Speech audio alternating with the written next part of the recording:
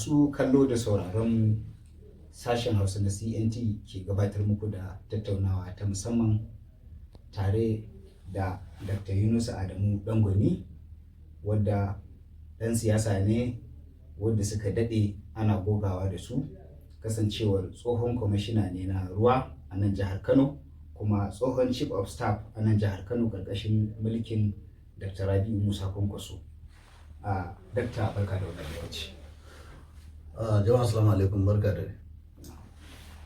da dangane da abubuwan da suke tafiya yanzu a siyasa, duba da cewa shekarar zaɓe ta 2023 tana gabatowa, yaya kuke kallon abun musamman a cikin jam'iyyar ku, yadda za ku karɓi mulki daga hannun jam'iyyar adawa ta APC kenan da ita take rike da Kano din yanzu da kuma ƙasar gabaki ɗaya? Kwanar da ka tambaya, wanda shirye-shirye muke yi domin karɓar mulki daga jam'iyyar APC musamman a nan jihar Kano, wacce ita ce take mulki kusan yanzu tsawon shekara kusan 7 kenan.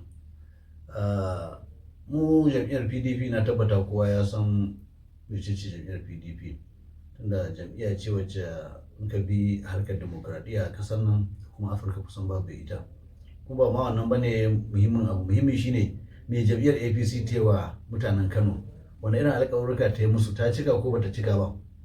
Wannan ina gani shine abin da zai sa mutane su yi zaɓi a wannan kakar zaɓe mai zuwa 2023. Amma na tabbata da za ka zagaya cikin Kano ka yi hira da mutanen Kano, to watakila da wannan tambayar ma da baka yi mun ba, kasancewa in Allah ya kai mu 2023 jam'iyyar PDP za ta karɓi mulki a wannan jiha tamu. Saboda kuma ana yin daidai, na tabbata mutanen Kano sun gama. Amma dai muhimmi zan iya gaya ma cewa na tabbata mu mutanen Kano mu gansu da yadda ake jirar gamar mulkin jihar Kano ba. Saboda in ka duba duk wani fannoni da ya shafi al'umma kusan ya ruguje. In ka ɗauki harkar ilimi wacce ita ce mafi muhimmanci, yanzu harkar ilimi a jihar Kano kusan sai daga ce inna lillahi wa inna ilaihi raji'un. Saboda makarantu da yawa an rufe su, in ka zagaya musamman makarantun da suke ƙauyuka, yaranmu da suke ƙauyuka yanzu ba sa zuwa makaranta, wasu tsawon shekara ɗaya, wasu fiye da haka. Kuma wannan ba ƙaramin illa ba ne. Sannan ba a zancen tallafi na karatu da ake biya ɗalibai, ko irin ɗaliban da aka kai su lokacin muke mulki da injiniya Rabi'u Musa Kwankwaso ya tura su waje, suna nan da yawa sun kasa gama saboda an kasa biya musu kuɗin makaranta, wadda kuma suka gama sai da tallafin iyayensu, wadda kuma mafi yawancin su kashi 99 cikin 100 wannan ɗaliban nan 'ya'yan talakawa ne, wadda ko da a nan cikin gida ne ba iyayensu ba su da halin da za su tura su je su yi karatu, to an kai su an kasa biya musu. Wasu kuma makarantun sun tausaya musu, sun basu sun gama karatun, amma ba su ba su takardar su ba ta shaidar gama karatu, saboda haka ba za su iya samun aiki ba, ko aikin bautan ƙasa ba za su iya samu ba. Ko a yau ɗin nan akwai wani da ya zo ya same ni, ya ja yi karantun likita a Egypt, wato ƙasar Misra kenan, ya dawo. To in ka dawo a farkar lafiya sai ka zo sai ka yi wasu jarabawa nan gashi an sa kuɗi da yawa, sai sun biya kuɗi sama da miliyan 1. Wannan mutum ne wanda yake mahaifansa ba su da komai, kaga kenan zance ya je wannan jarabawa dan ya zo ya ci gaba da aiki ba za ta yi ba, kuma gwamnati ta yi burus da su. Musamman wannan harka ce da fanni ne wanda yake muna bukata. Yanzu likitoci in za ka kawo ninkin wadda muke da su sau 5 sau 10, to ba za su yi jihar Kano ba, amma gashi mun samu muna wato wasarere da shi. Akwai nan yake bani labari, a kowanne shi ya gama din ma ya zo ya fara aikin gogewa, amma ya zo ya fara aiki mutansa 6 ba a biyansa, dole ya tafi jihar Yobe ya je can ya ci gaba da aiki. Wanda wannan kamar da na faɗa, in ka je ka ga makarantunmu ba wai kawai maganar an rufe ba ma, wanda ma suke a buɗan, wato sai kai kuka, ka je ka ga ajujuwa ba daɓe ba kujeru, dama nan ba abun nan, yara su suke zuwa da darduma a ƙasa, turɓaya ƙasa a nan suke zama, ka ga wato rufi gaba ɗaya ɓaɓɓalle. Wannan ba da za a samu ilimi ingantacce in aka ci gaba da wannan.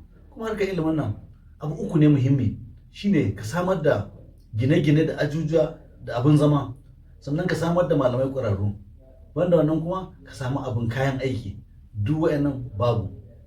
Saboda haka wannan bangaren harkar abin nan kenan. Harkar aikin gwamnati ma gaba ɗaya ta tabarbare. Na tabbata in ka je ka samu mutanen gwamnati ma'aikata, za ka ji irin yadda harkar aiki ta lalace a jihar Kano. Ba a maganar ruwan sha, wato duk wani fanni da sauransu. Babban kuma taɓarɓarewa ita ce kanta harkar siyasa.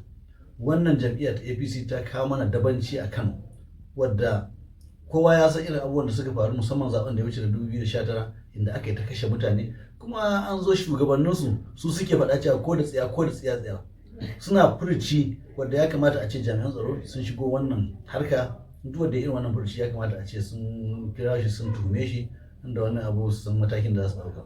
To saboda haka na tabbata mutanen Kano a shirye suke suka canji mai alkhairi, kuma wannan canji shine a zaɓi jam'iyyar PDP a 2023. Waɗansu mutane suna ganin kamar ita kanta gwamnatin tana wasu aikace-aikace wadda za su iya kawo mata nasara, duba da cewa akwai aikace-aikace da gwamnatin Dr. Rabi'u Musa Kwankwaso ta bari na gadoji da sauransu wanda wannan gwamnati ta karasa su ta kuma bujiro da wasu tana kan yin su a yanzu haka. To shi aiki yana da muhimmanci, amma me amfanin aikin ka zo ka yi aiki harkar ilimi ta ruguje. Waɗannan yaran da ya kamata ka ba su ilimi su zo domin gaba su ma su zama kamar kai su dora, ka zo ka hana su. Ka kenan abin da kake yi shine kayan taku ɗaya gaba kayi guda 10 baya. Wannan ina gani duk ana buƙatar wannan, kuma in ka kula ayyukan na ina kai aka tattara su, ka fita ƙauyuka a cikin birnin ma ka je akwai abubuwan da suka fi gadoji muhimmi. Wato titunan mu da yawa sun lalace. Gadan nan akwai wacce in ka ɗauki kuɗinta sai ka titi 5 ko fiye da haka. Saboda haka ya kamata gwamnati ta san menene abin da al'umma suke so. Ita ce gwamnati, ba wai kai abin da kake so kana matsayin gwamna ko kuma gwamnati sai abin da take so, amma ka san menene. Saboda haka iya zuwa misali ka je ka samu al'umma ka ce shi kenan abin da za ka yi musu za ka gina musu makaranta, amma su abin da ya fi damu su wataƙila ruwan sha. Su kaga in ka je su ba za su yi murna ba ma sa son wannan, amma in ka san me suke so ruwan sha suke ka je kai musu to za su yi murna kuma za su yaba maka, kuma ita ce gwamnatin. Dama kuma musamman wannan gwamnatin demokradiyya irin wato tsarin da muke bi shine ake cewa gwamnatin al'umma. Gwamnatin al'umma ta al'umma da al'umma suka yi. Saboda haka bar su faɗi me suke bukata, kai kamar masinja ne ka je ka aiwatar domin abin da suke bukata kenan. Ba haka ba kaga wato ba shi da amfani mulkin kenan. Kwanakin baya ba da ɗewa baraka ta kunnu a cikin jam'iyyar adawa ta APC yayin da gidaje suka rabu gida biyu, da na gwamnati da kuma ɗayan tsagen. Kana ganin wannan yana da wani tasiri akan zaben da zai wakana a 2023 dangane da jam'iyyar ku ta PDP da tsarin da kuke kawo na Kwankwasiya? An wuce yana ta PDP ko sun rabu ko ba su rabu ba, mu a shirye muke ko mun tabbata za mu kai ga nasara. Wannan rigimar su ce ta cikin gida, su shiga ɗaki in kashe kansu za su kashe, wannan dai su suka jiyo, ba ruwan PDP a rigimar su, abu ne nasu. Mu dai mun shirya kuma muna nan muna jira lokacin zaɓe ya zo da yardar Allah. To yanzu wani shiri ake da shi a ƙasa domin ganin cewa jam'iyyar ta ci nasara kenan? Shirin da muke da shi na farko dai mun yi da an gani, saboda haka mutane na tabbata sun san cewa in suka bamu dama za mu yi fiye da abin da muka yi da lokacin da jam'iyyar PDP ko lokacin da injiniya Rabi Musa Kwankwaso yake mulki. Wannan kadai ya ishe mu talla da kuma irin abubuwan da ita jam'iyyar APC take yi wa da al'umma ba sa bukata. Saboda haka mu a shirye muke, muna nan kai abin da muke jira lokaci ya zo da yardar Allah. Akwai yanayin mutane da suka tsinci kansu cikin mawuyacin hali dangane da matsalar tsaro a waɗansu jihohi, musamman kuma jihohin da ba sa fama da matsalar tsaro din. Akwai matsalar tsangwama ta abin da ya shafi tsarin farashin kayayyaki da kuma abin da ya shafi ƙarin haraji na mutane wanda ake yawan yi. Yaya kake gani za ku tunkari wannan idan Allah ya ba ku dama a nan gaba? To na farko dai ina gani kamar da na faɗa, PDP ta yi an gani lokacin da jam'iyyar PDP take shugabancin a ƙasar nan a matakan jihohi da ja'a da ƙasa.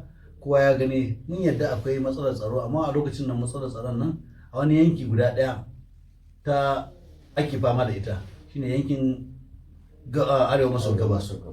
To kuma duk da alƙawarin da jam'iyyar APC ta yi na cewa za ta yi maganin wannan, abin takaici shine shi kansa na arewa maso gabas ɗin yana nan an kasa maganinsa. Yanzu kuma kusan duk ƙasar nan arewa maso yamma kowa ya ga abin da yake faruwa a jihohin nan, Zamfara, Sokoto, Katsina, Kaduna, kusan ko'ina. In ka tafi arewa ta tsakiya nan ma jihohinsu musamman jihar Niger, sannan a kudin ma duk ba su tsira ba. Kaga kenan akan cewa matsalar tsaro ta inganta sake taɓarɓarewa ta yi a ƙarƙashin wannan gwamnati. Kuma matsalar tsaro tana da alaƙa da harkar tattalin arziki. Matsalar tsaro, in ba ka da tsaro mutane ba za su samu su yi abubuwansu na sana'a ne, na aiki ne, na noma ne, duk ba za su samu. Kaga kenan akwai matsalar tattalin arziki. Kuma an aka samu irin wannan shi ma akwai matsalar hauhawar kaya, musamman in ka zo ka samu harkar noma yadda ta barbare mutane jihohi da yawa yanzu ba su iya yin noma ba. Dama arewa maso gabas wannan zancen ayi noma bai taso ba, yanzu ma arewa maso yamma haka ne. Wataƙila in banda jiha ɗaya ko biyu nan ne za a iya zama daga cikin jihohi 7. In ka tafi arewa ta tsakiya kuma nan ne dama inda ake noma mafi yawancin abin da ake ci a ƙasar nan. In ba a yi noma ba kaga ba za a samu abinci ba, in ba a samu isasshen abinci ba abinci dole ya tsada, kuma ga matsalar tattalin arziki samun ma ya ruguje. Saboda haka ana cikin wata matsala babba wanda ina gani wannan mu jam'iyyar APC ta riga ta yi mana kamfen, in Allah ya yarda kuma an ga abin da muka yi. Na tabbata in jam'iyyar PDP ta zo ta karɓi mulki za a tabbatar an yi maganin wannan harkar tsaro da harkar ruguje tattalin arziki. To wani irin kira za ka yi wa mutane daga ƙarshe, al'ummar jihar Kano da kuma al'ummar Najeriya baki da dangane da gudanarwar karatowar lokacin zaɓe? To kiran da zan yi na farko dai ina so na ƙara ba mutane haƙuri na yanayin da muka samu kanmu a ciki.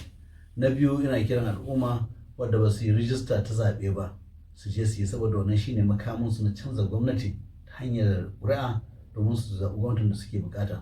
Kuma dama can shugaban wannan gwamnati ya faɗa, ya ce jiki magayi. Na tabbata jikinmu yana gaya mana, yana gaya mana, to wannan ya kamata ya zama mana darasi, ya zama mana izina na cewa lokacin zaɓe mu fita mu tabbatar mun zaɓi irin gwamnatin da muke so, kuma mu tabbatar wannan gwamnatin aka bamu. To madalla, masu kallo da sauraron mu anan muka kawo ƙarshen wannan tattaunawa ta musamman da tsohon kwamishinan ruwa na jihar Kano kuma tsohon head of staff chief of staff na gwamnatin jihar Kano, wato Dr. Yunusa Adamu Dangwani. Assalamu alaikum.